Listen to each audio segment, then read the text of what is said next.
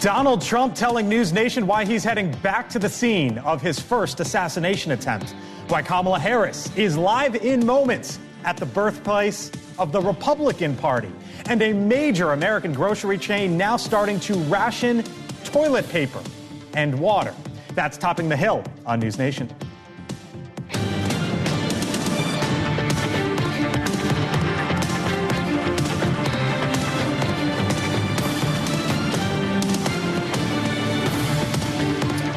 .45-46 and the VP who wants to be 47, all in the battleground states today.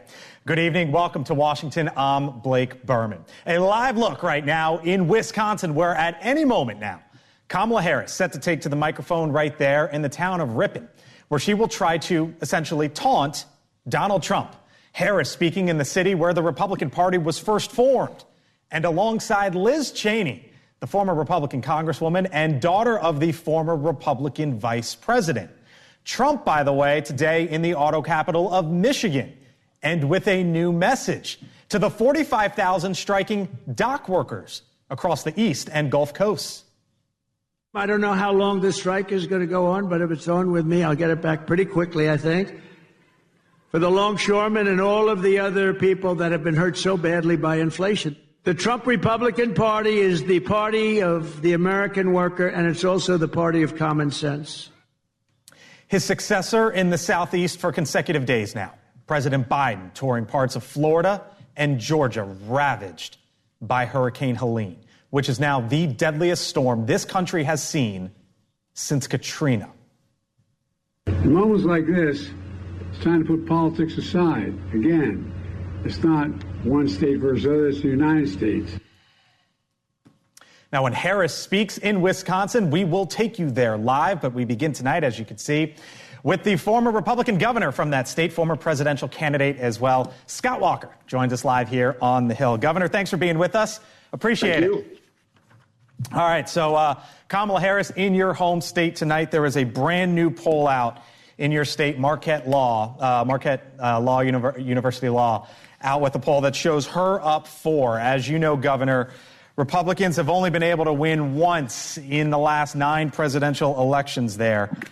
Do you fear as a Republican that Wisconsin's slipping out of reach? No, these same polls showed Hillary Clinton up by about similar margins. It showed Joe Biden up. Both of those elections were decided by less than 25,000 votes in the state of nearly 6 million. So this is going to be razor thin right to the finish line. I was just with President Trump in Waunakee and Dane County, just a few minutes away from the state's capital. On Tuesday, he's back in Juneau in the central part of the state come this Sunday. This is going to be right down to the finish for Trump and Harris, no doubt about it. I'm looking at that poll, though, Governor. Trump +7 on the economy, +12 on immigration. That's clearly good news for your side. On the other side, though, on abortion, Harris is up +17. So Trump does have 2 of the 3 main issues in that state, it appears. But when voters there in your state are asked if he is corrupt, they say yes overwhelmingly. If he is honest, overwhelmingly, they say no. So with that as the backdrop, how does he win? Well, I think he's got to go back to the simple question. You may not like everything he does or every way he does it, but life was better when Donald Trump was president. It will be better again when he gets to be president again.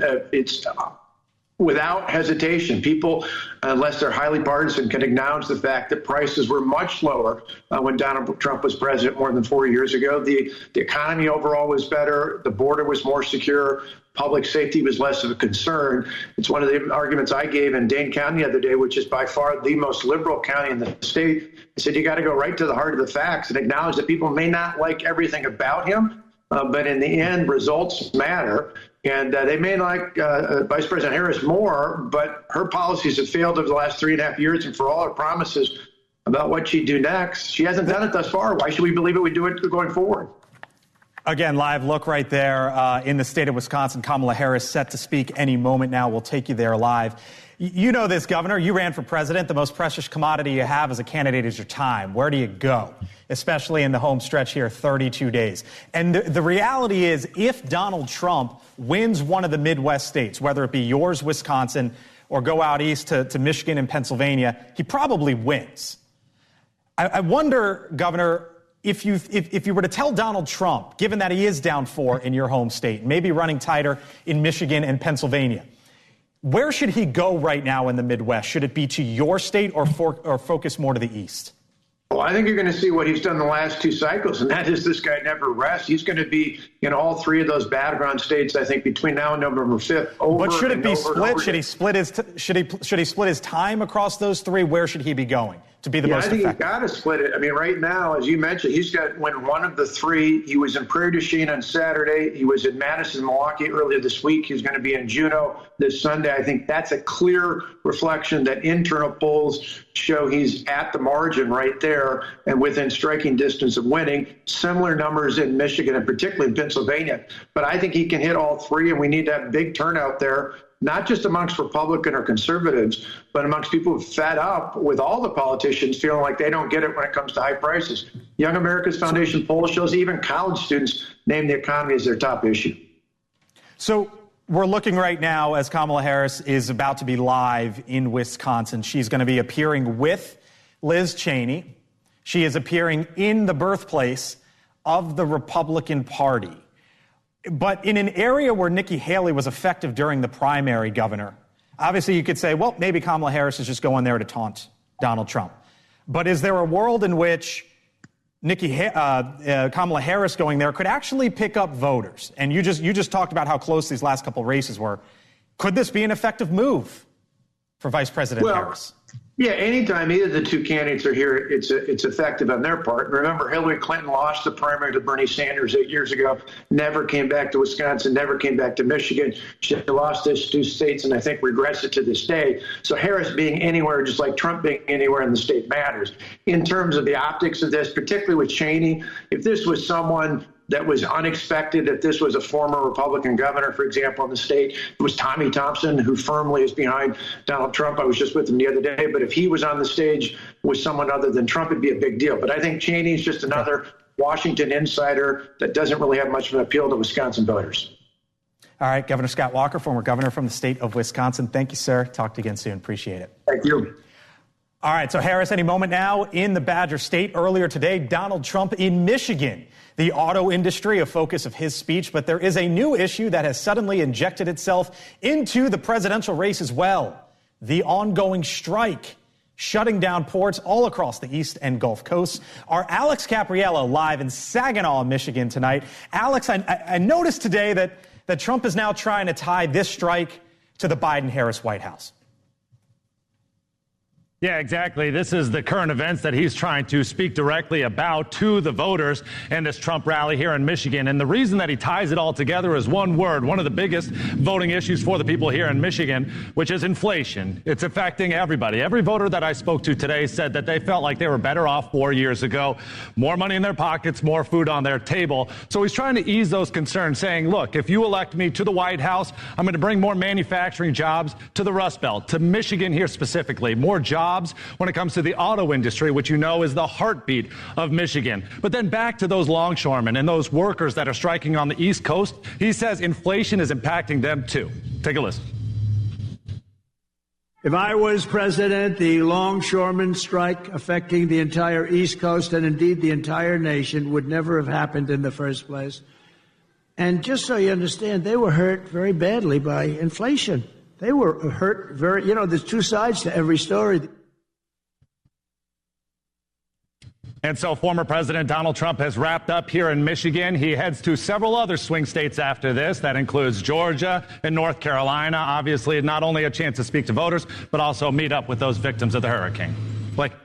Our Alex Capriello live tonight in the Midwest, Saginaw, Michigan. Alex, thank you. Now, whoever wins is going to want the Senate on their side. And tonight there is a big face-off in the Keystone State as the Pennsylvania Democratic Senator Bob Casey and his Republican challenger, the businessman David McCormick, set to debate right after the Hill here on NewsNation. Now, polls show the incumbent with a slight lead, but if McCormick were to somehow pull off an upset, it would likely all but seal Senate control for Republicans for the next 2 years. Our Kelly Meyer live in Harrisburg, Pennsylvania this evening ahead of the debate. Kelly? Yeah, hey there, Blake. We are in our NewsNation station newsroom where the debate will be happening. They are graciously welcoming me to their newsroom as we report from here tonight. Bob Casey, Dave McCormick will be taking the stage in the newsroom here behind us a short time from now. Top of mind for voters: economy, immigration, reproductive rights, democracy. All of those topics are expected to come up tonight, like we saw at the vice presidential debate on Tuesday when we were in New York City. But also local issues. They're going to talk about fracking. They're also going to talk about foreign policy and what we're seeing in the Middle East this week, Israel, Ukraine as well, the support for Ukraine. And all of this as all eyes are on Pennsylvania as we talk about. It all comes down to PA, my home state, not only for the Senate race, but we're looking at how the race goes to see how it might go at the top of the ticket, Blake. Our Kelly Meyer, live tonight in her home state. Kelly, thank you. Appreciate it. Joining me now here, by the way, you could watch the Pennsylvania Senate debate live right here on News Nation. Then our primetime lineup will follow with Cuomo, Dan Abrams, Ashley Banfield. It all starts 8 o'clock Eastern right here on News Nation. All right, joining me today here on the Hill throughout, Linda Tran, former senior advisor to the Transportation Secretary Pete Buttigieg, Hogan Gidley, former principal deputy press secretary in the Trump White House, Aaron Perini is a Republican strategist, and Shaniqua McClendon is the vice president at Crooked Media. Hello to you all. Nice to have you all in. Great to be here. Yep, we're going to have Kamala Harris live any moment now. Once that happens, we'll take you there live to the state of Wisconsin. What's she doing there? She's trying to troll Trump tonight. Is this the right way to go about it down the home stretch? She's also trying to win an election. Wisconsin's a really important state, but yeah, I do think she's trying to troll Trump. And she gets under his skin. We saw that at the debate. I think that's why he doesn't want to debate her again. And it's probably going to make him say something, the next time there's a microphone in front of him, something that is not going to help him in that state. She's also coming to a purple state with a Republican that has endorsed her, who has been really vocal about not supporting Donald Trump, especially after the insurrection. So I think she's doing the right thing and getting in front of voters there. You've spent a lot of time in Wisconsin recently. Mm-hmm. What'd you hear out of Scott Walker there, and how does it match to what you've seen? There is definitely a lot of enthusiasm, especially in the grassroots on the ground in Wisconsin. And they're watching a lot of things in the state. One, they're watching the mail-in ballot request, because for them in Wisconsin, that was something that they felt very strongly about in 2020, that had been part of an abuse system, and they feel that those numbers have come down drastically. So they are feeling good about their ability to get out their vote and the strategy in that state. But I do think it's a funny decision by Kamala Harris. And to your question to the governor, is that they have an open primary in that state. Anybody can vote in the primary. It is very regular, where Democrats make overtures to Republicans and Republicans make overtures to Democrats. There was a group of voters that went out there for Nikki Haley that are a persuadable bloc that are saying they're looking for probably some kind of permission slip to say, we don't necessarily want Donald Trump. This is a persuadable bloc of voters for her to go after. It's an interesting tactic, and with the margins so close, it could matter. You are in the transportation world. You've been busy the last couple of days? I've been busy. I've had a lot of conversations. Right? Donald Trump, it was interesting when he was in Michigan speaking to the auto industry, but he also spoke directly to longshoremen today. First time on camera, he's done just that. What's the exposure right now to Kamala Harris and to the White House with this going on as part of the backdrop? Well, it's definitely a challenging scenario. It's part of the reason why you've seen this administration extremely engaged in the conversation that's happening. They are not party to the negotiations. We always have to say this out loud, right? It's similar to the scenario we had on the West Coast last year that fortunately was settled without a strike. But these are issues that the negotiating parties have to get on the same page on. We all know that automation is a big piece of what is under consideration, and that's something that they're just going to have to figure out together. It is interesting, I will say, that the former president brought up some messaging that it really echoes what the administration has been saying, which is that these workers have a right to bargain for higher wages, and that it should be considered that a lot of the carriers that are in contention are foreign flag vessels. So what about that, Hogan? Because George W. Bush shut down the possible strike during his administration. Donald Trump is basically saying the same thing as Joe Biden. Sure. You now have the Republican nominee not taking the George W. Bush position. He's taking the Joe Biden position. Why? Well, the difference, though, is Donald Trump said he could probably fix this on the front end, and it wouldn't have happened. And if he gets in office now, he could probably fix it pretty quickly. And you can laugh and chuckle at the fact he says he can do these things quickly, but he did them already. He prevented a lot of things from happening with wars breaking out all over the world, for example, dealing with foreign leaders the way he did. Here at home, though, this is interesting for me because you're talking about $5 billion a week to the U.S. economy that's hit. At least. Maybe daily, yes, that's right, as a day. And this is a real problem because when you take a look at the voting blocks now, so many are entrenched for Donald Trump. So many are entrenched for Kamala Harris. I think it's going to take an outside force to tip the scales one way or the other. We're talking about a hurricane cleanup that's a disaster right now. You're talking about this strike that's a real problem, too. And so as you look at the war in Israel breaking out, all of these things could actually tip the scales because regardless of where the position is or who's bargaining it, a lot of the American people are going to be frustrated when those store shelves are empty and they're going to look for someone to blame, and it's going to be the people in power, Kamala Harris and Joe Biden, they turn to. If it gets to that point. We already have one American grocery chain making changes today. We'll get to that later in the show. Live look once again in Wisconsin when Kamala Harris speaks. We will take you there live. Should be happening any moment now. We are back here on the Hill in 4 minutes. Stay with us.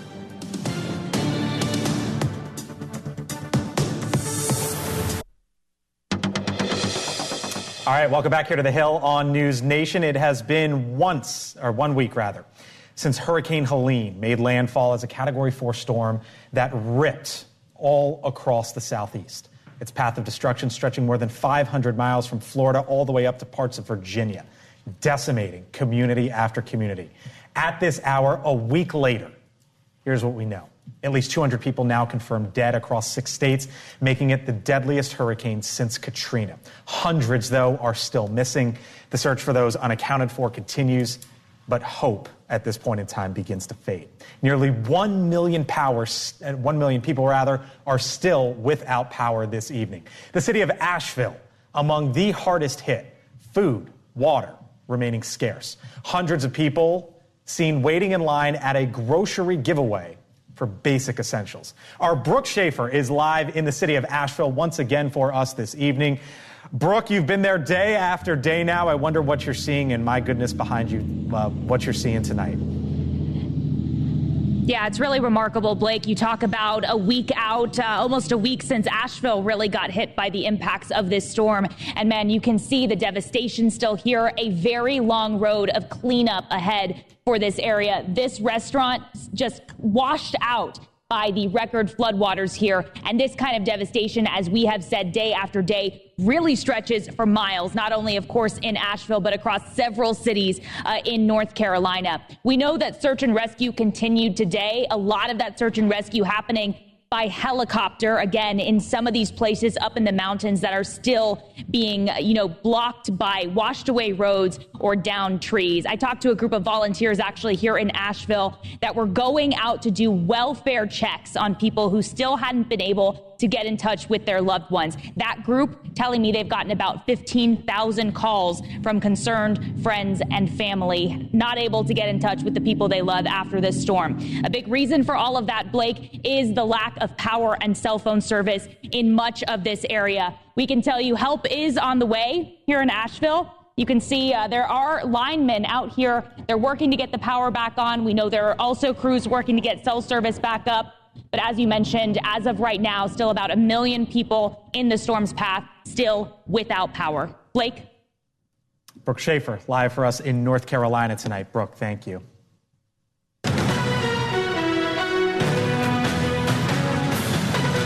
All right, so the damage and destruction that you see there could disrupt the presidential election in the battleground state. North Carolina election officials working to determine the status of its polling places. Roads as well for postal workers that are handing out ballots, delivering them at least. Now, as of right now, early voting is still on track, as of now, to begin October 17th in the Tar Heel State. It is one of a handful of battleground states, 7 really. Now, there's a chance it could go blue for the second time since 1976. And as part of our continuing Swing State Spotlight series tonight, we focus on the Tar Heel State, and joining us live from High Point, North Carolina, that is east of Asheville, is our next star colleague at WGHP. He is the senior reporter, Bob Buckley. Bob, thanks for being with us here on the Hill. So you really have a September surprise and an October surprise. The September surprise started with the Lieutenant Governor, Mark Robinson. Yeah. Yeah, that's a great way to put it. Let's focus first, though, on that October surprise, because that's going to be the most consequential one. You know, it's a bit of an irony that water's essential for life, but it becomes deadly and destructive when it comes in torrents.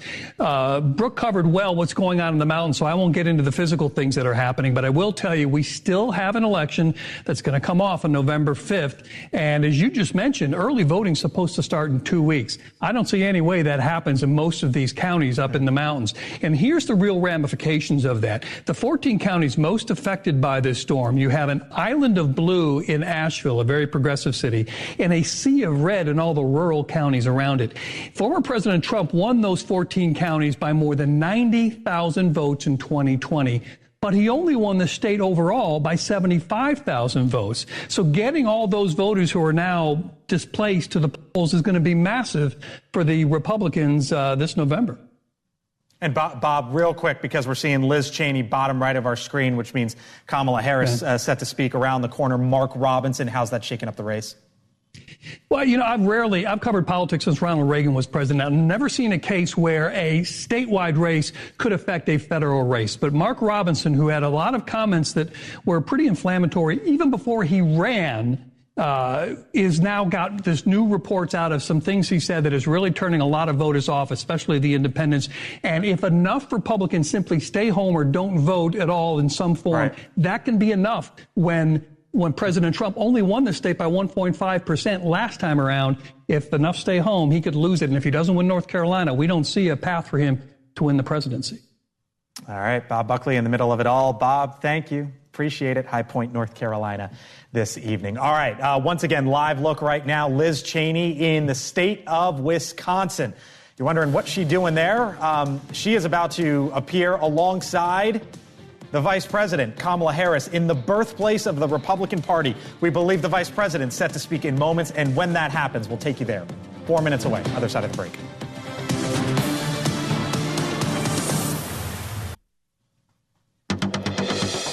All right, welcome back here to the Hill on News Nation. Hello from Washington, and a live look right now to the Midwest and Wisconsin. And that right there, as you are looking live, is Liz Cheney, the former Republican Congresswoman, who is set to appear alongside the current Democratic nominee for president and the current vice president, Kamala Harris. We take a live look here because we believe we're about a minute away or so until the vice president's speech in Wisconsin, and we will take that live in full. With me now, the full panel. Democrats, you love Liz Cheney all of a sudden. The Democrats love themselves a Cheney. Since when did that happen? When she became an excellent surrogate to give permission to those independent voters and those disgruntled, disillusioned Republicans. Are independent voters going to see through this? Or do they take Liz Cheney at her word? I think they take her at her word. She's been honest that she does not agree with Kamala Harris on most things, but our democracy is the thing that's really important to her. And they care about that, too. You spent a bunch of time in Wisconsin. Yeah. Does this resonate? Like, look, Kamala Harris is trying to taunt Donald Trump here. That is part of what this is about. Is this going to cut through? Does it resonate? It can resonate. That's the thing about Wisconsin. It is such a purple state. This state moves. So, I mean, go back, right? Ron Johnson wins in 2010 in the U.S. Senate. And then in 2012, it's Barack Obama and Tammy Baldwin who win the state. And you can even go down further to Wisconsin's first congressional district where they elected Obama. And then they selected Paul Ryan to be their congressperson and not the vice presidential nominee. And right now you've got a Democratic governor, a Republican senator, a Democratic senator. Republicans have lost ground in Wisconsin, and they will admit that over the last few years. They lost the gubernatorial race. They've been losing ground at the state level. This is an opportunity to right the map. But again, I actually think that this is smart given how tight margins are. How worried are you, Hogan, about the ground game in Wisconsin? I've speaking to someone today who was saying, look, it's not where it needs to be on the Republican side. I'm worried about the ground game everywhere because that's what it takes to win elections. So many things go into that, obviously. Is it because it's underwhelming, though, or just because it's table stakes? Well, because I think Democrats are way better at those types of things, the blocking and tackling, the nuts and bolts, the non-sexy parts of politics where you have to ballot chase and ballot harvest and voter registration, voter mobilization, poll watcher, poll worker. It's wildly outsized for Democrats over Republicans. So we're playing catch up. And then you see some rulings by the WEC board of the Wisconsin Election Commission there in Wisconsin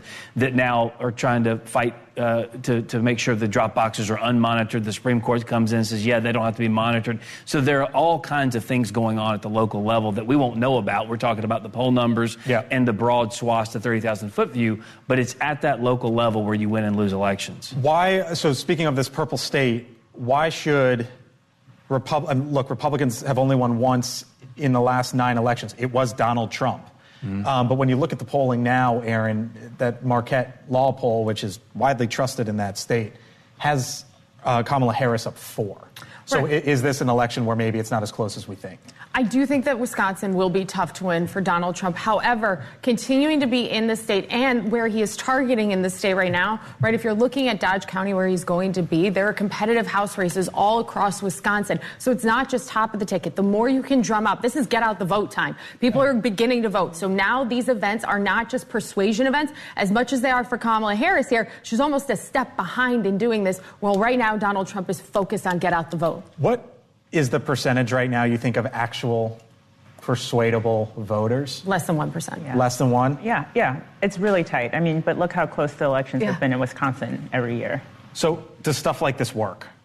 I mean, it works to the extent that you get people out to a rally, but the real trick is to turn those enthusiastic people at a rally into the organizers, to Hogan's point, that are then part of your ground game. Yes, there's a messaging component to it, but what you really need is the structure, the infrastructure, the people knocking on doors and turning out those voters afterwards. It's tough to sell a bad product, don't get me wrong. If the candidate's no good, it's going to be tough to turn them out. But at the same time, making sure your neighbor goes to vote, making sure your family is voting is part and parcel with what Democrats do every single cycle, way better than Republicans. Why is that? Like if you know, because we build over the long term. It's not the moment that the election starts. We pay attention to it after Labor Day. They do it year-round, every year, off years. Well, it depends on the cycle, and it depends on the party as well. Because I remember when Reince Priebus was the chairman of the Wisconsin GOP, it was very data and analytically focused, and that was a year that we started to make moves towards more Republicans in the state. Right, Walker was able to beat back the Act 10 push when they tried to throw him out of office in the recall. They maintained those recall seats. Wisconsin started to make those moves, and it's about the data and being able to use that on the ground game. Republicans kind of take our foot off the accelerator, and then we ramp up really fast on data and say, like, okay, we found our voters now. But a lot of campaigns, they try to save their money to figure out their analytics to try and model their universes to get their voters out a little too late on the Republican side. But the playbook really shifted for Democrats. I mean, full credit to Barack Obama's initial campaign, right? We used to always talk about how we won Florida by 1% after we organized it for 6 years. Right? I mean, this is the whole thing. It's a long game. And you can't astroturf. It's very hard to astroturf to pretend you're making up a ground game at the last minute by paying people. I asked Governor Scott Walker, again, live look, Liz Cheney, Wisconsin, Kamala Harris any moment now. I asked Scott Walker because you had Donald Trump today in Michigan, you have Kamala Harris in Wisconsin, right? The quote-unquote blue wall. They can't be in all 3 places at all 3 times, as much as the campaigns would like them to. If you're these campaigns right now, where are you putting the candidate in these last 31 days? I think. How are you using their time across that ever important blue wall? It's always the swing states, but I think Pennsylvania is a big one. I think the trend lines are moving toward Donald Trump in that particular state. I think they're moving toward him in a lot of these areas. You have to keep your foot on the gas. You have to keep being out there and making your case and sending out surrogates that can help bring people out as well, get people excited. But again, I hate to keep going back to it, but the fact is it's about getting out the vote at the local level. Where do you send them? Oh, I spread them a little bit. I mean, I would agree with Governor Walker on that because, I mean, as we all recall far too well, when we didn't do enough in the blue wall states, we saw what ended up happening. So you can expect to see the Democrats continue to deploy there for sure. That said, part of this last push is really also about making your opponent play where they don't want to play. So, I mean, to Hogan's point, Pennsylvania is a great spot. Yeah. Definitely more time in Pennsylvania. I think that's where Democrats' biggest concern is out of the 3 blue wall states. But also, Kamala Harris has spent a lot of time in North Carolina, especially now with the natural disaster that's happened. Voters are going to want to see that she cares. I think it's great that Joe Biden is there right now. All right, so Liz Cheney live there in Wisconsin. We were told that she was going to speak a lot shorter than she did. You know how politics goes. She picked up something from Donald Trump. A quick commercial break, and we'll continue our live coverage on the other side.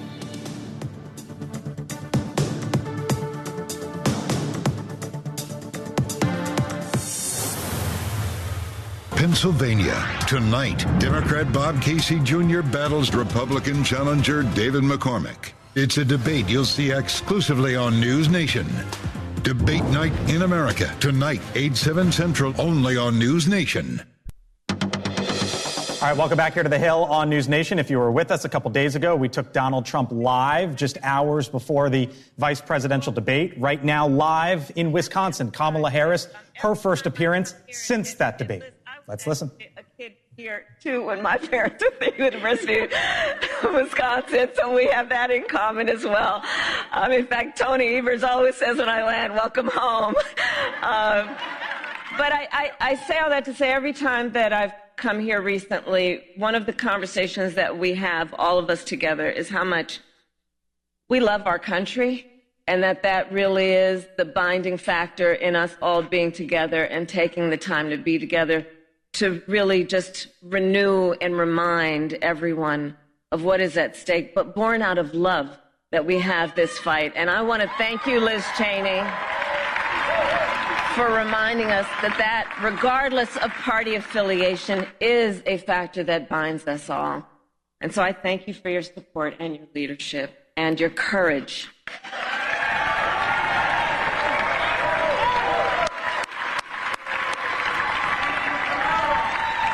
I also want to thank all the other great leaders who are with us today. Governor Tony Evers, where is he? Thank you. Mayor Grant, thank you for the warm welcome. I want to thank Senator Tammy Baldwin, who is traveling around the state,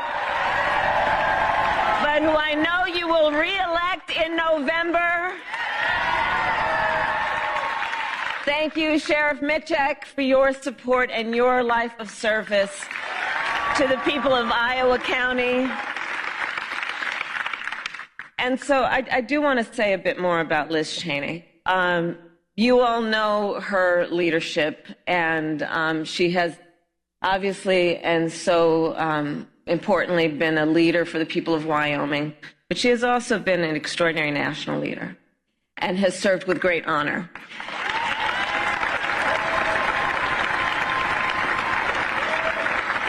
And she not only, as she has talked today, recognizes that character is among the most important attributes of leadership, but she also personifies that attribute.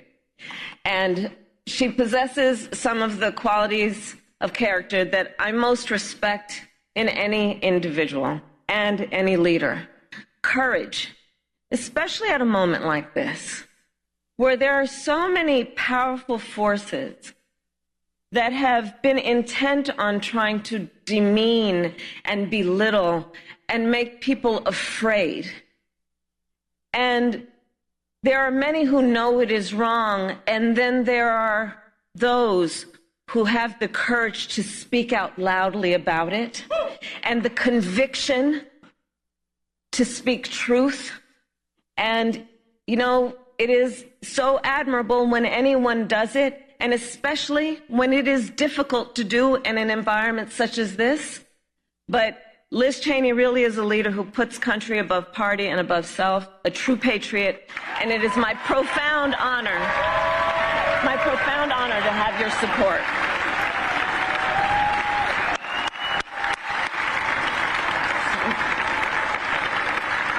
And I also want to thank your father, Vice President Dick Cheney, for his support and what he has done to serve our country. Every endorsement matters, and this endorsement matters a great deal, Liz, and it carries the special significance because, as you said, we may not see eye to eye on every issue, and we are going to get back to a healthy two-party system, I am sure of that, where we will have vigorous debates.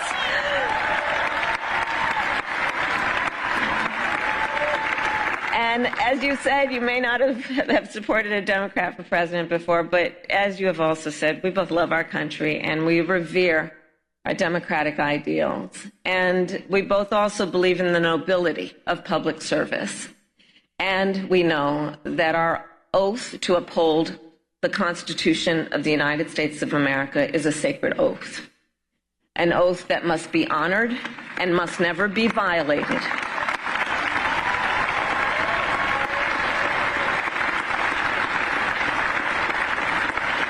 And your words today and the reason we are all here today, I think really do underscore perhaps one of the most fundamental questions that is facing the American people in this election. Who will obey that oath? Who will abide by the oath to preserve, protect, and defend the Constitution of the United States of America? I have had the privilege.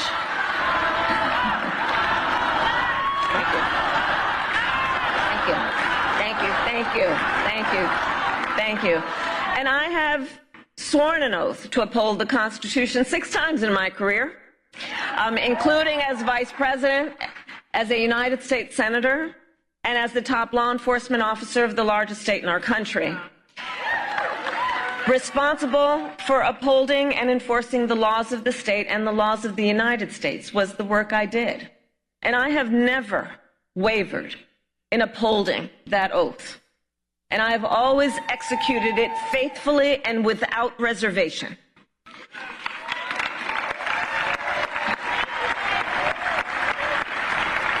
And therein lies the profound difference between Donald Trump and me. He who violated the oath to uphold the Constitution of the United States of America. And make no mistake, he who, if given the chance, would violate it again. Donald Trump lost the 2020 election.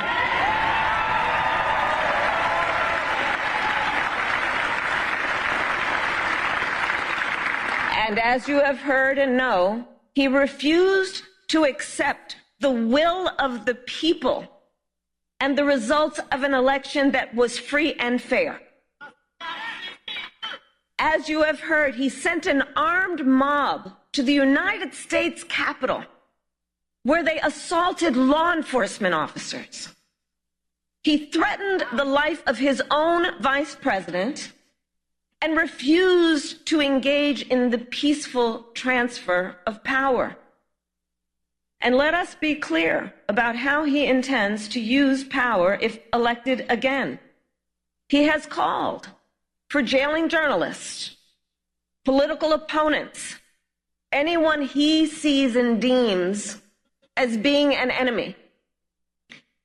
He has pledged to destroy the independence of the Department of Justice. And he called for deploying our active duty military against our own citizens. Well, I believe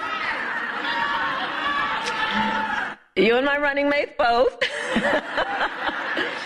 Well, listen, I believe that anyone who recklessly tramples on our democratic values as Donald Trump has, anyone who has actively and violently obstructed the will of the people and the peaceful transfer of power, as Donald Trump has, anyone who has called for, I quote, termination of the Constitution of the United States, as Donald Trump has, must never again stand behind the seal of the President of the United States.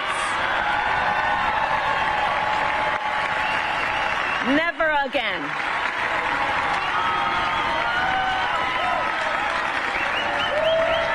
Never again.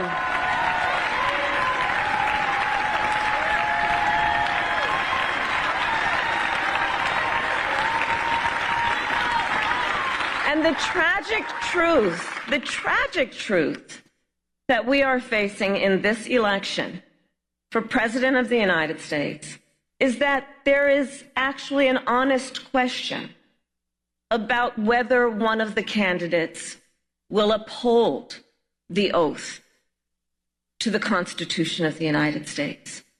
That is the tragic truth of this election, that this is actually an honest question that we are having as Americans. And I know the vast majority of us agree that upholding the Constitution must be a basic requirement we expect of anyone seeking the highest office in the land.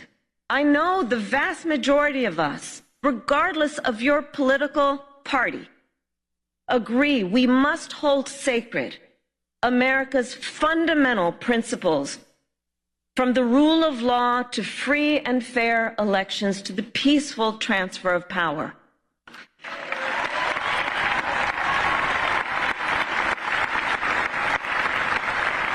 And if you share that view, no matter your political party, there is a place for you with us and in this campaign, because those principles, I know, unite us across party lines. And in this election, I take seriously my pledge to be a president for all Americans. My entire career,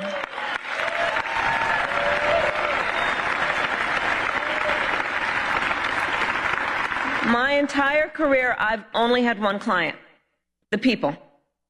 And when I say that, I mean all the people, not just those who share my party affiliation. Through all my decades in law enforcement, I never asked a victim or a witness, are you a Republican or a Democrat? The only question I ever asked was, are you okay? And that is the kind of president we deserve, and I pledge to you that is the kind of president I will be.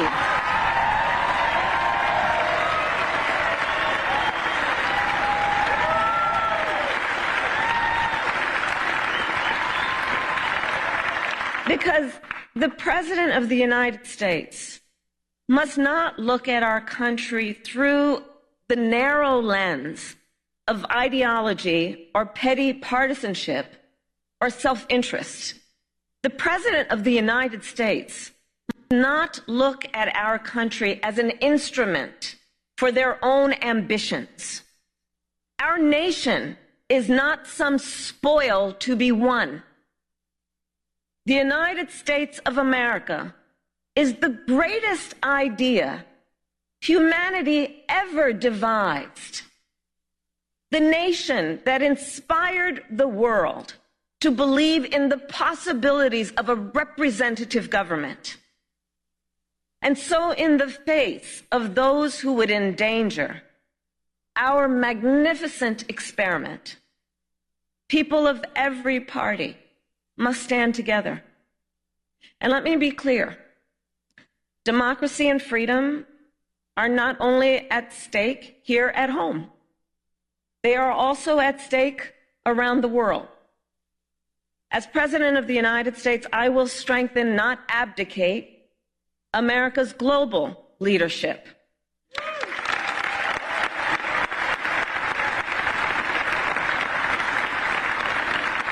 Last week, I met with Ukraine's President Zelensky.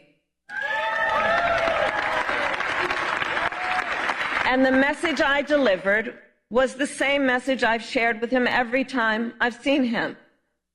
I stand with Ukraine, and I always will.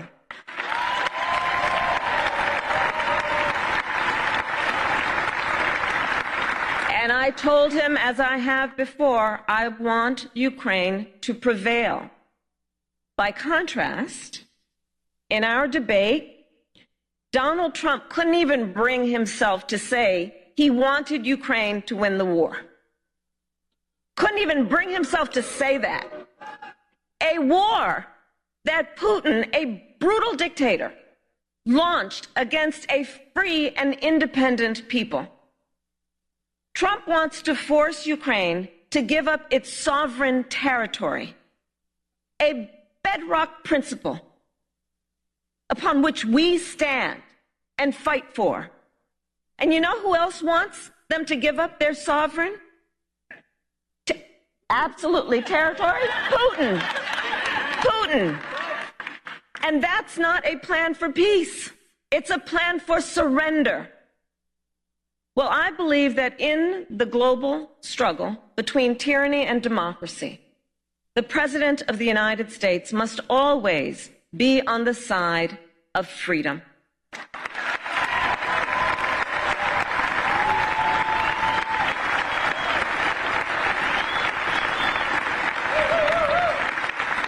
So we are gathered here today in Ripon, not far, as the Congresswoman mentioned, from a small building where the Republican Party was born in 1854. Liz Cheney stands in the finest tradition of its leaders. And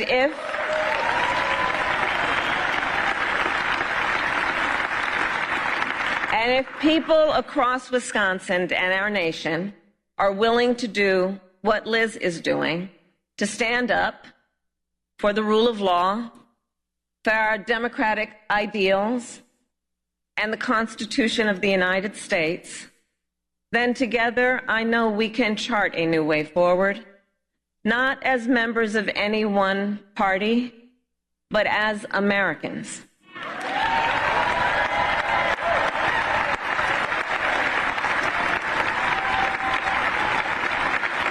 Americans who are united in our devotion to the country we love. I thank you all. May God bless you, and may God bless the United States of America.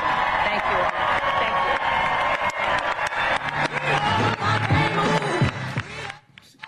you. All right, so we've been listening to Kamala Harris live in Ripon, Wisconsin. That is in between Green Bay and Milwaukee. That is the image that Democrats wanted right there. The Vice President of the United States, the Democratic nominee for president, standing alongside Liz Cheney. You heard that right. A Cheney, a Republican. Kamala Harris alongside Liz Cheney tonight. Now, while Kamala Harris was speaking, perhaps the news of the day just happened, as the Associated Press is reporting tonight that the dock worker strike,